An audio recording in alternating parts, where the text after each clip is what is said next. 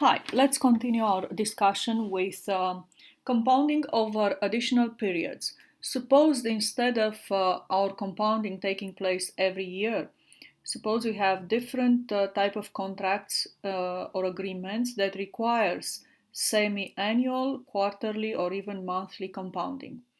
So before we can do the calculations for these cases, we have to make some adjustments to the numbers to be able to use those appendixes. And the adjustments are going to be number of years are going to be to calculate n to be used in calculation. We have to multiply the number of years by number of compounding periods. For example, if it's given that you are going to invest some amount every year, but the compounding is semi-annually, then you multiply the number of years by 2. And then the interest rate usually is given per year, so then you have to divide that yearly figure by number of compounding periods. So let's see, probably it's better if we take an example, see how this works. So case 1, let's suppose we are going to use semi-annual compounding.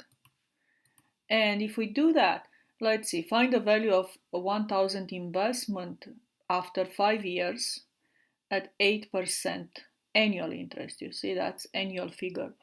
So before we can use an appendix, we have to make the adjustment. So number of periods is going to be calculated number of years times 2. So that's the number we are going to use with the appendix.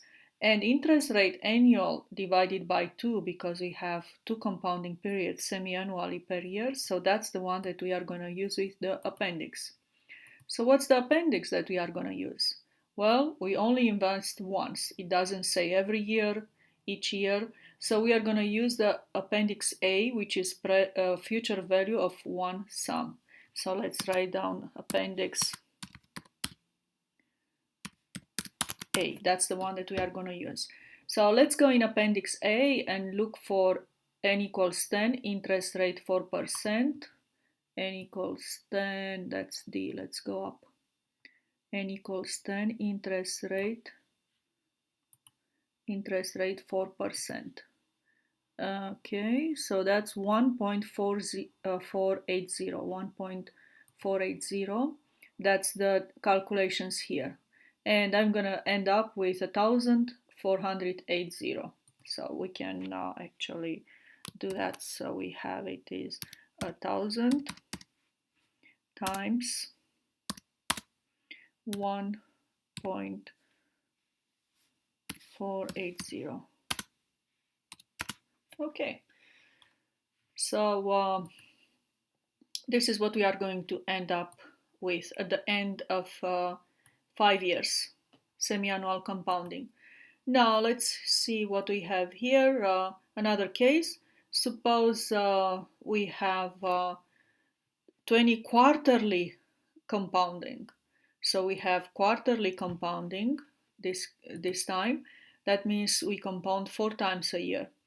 And we have 5 years and 8% interest per year. So the n we are going to use is going to be 5 times 4. 5 times 4 equals 20.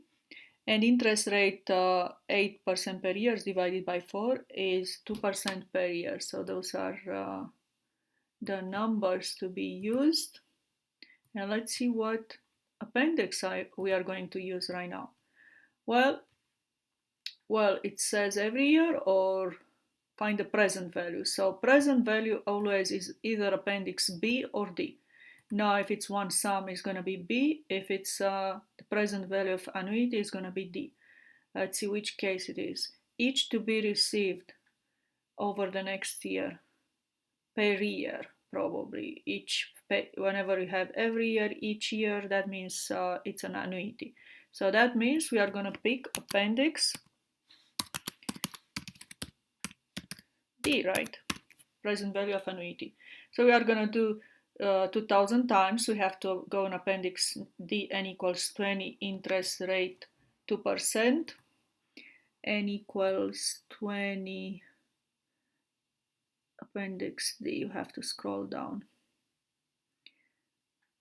N equals 20, interest rate 2%. Let's see, that's 2%.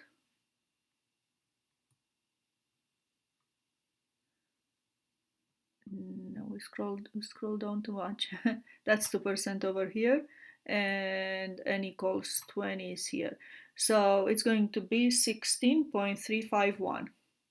That's my factor, so I'm going to multiply, so we have the calculations here, 16.351 times 2000.